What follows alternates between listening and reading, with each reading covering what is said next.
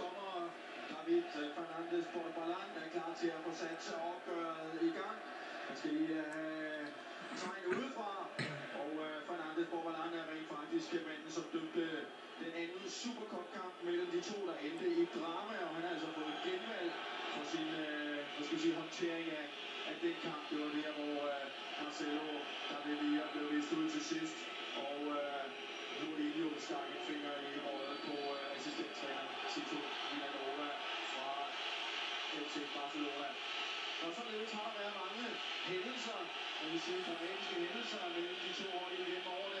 Her er vi i gang med den 216. udgave af Clasico, og den starter med, at Valdez fra her bolden til Di Maria.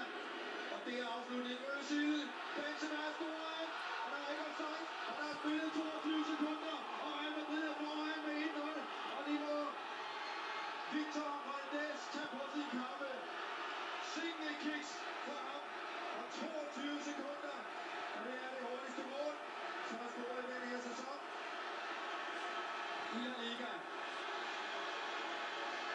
Velkommen til Bernabeu.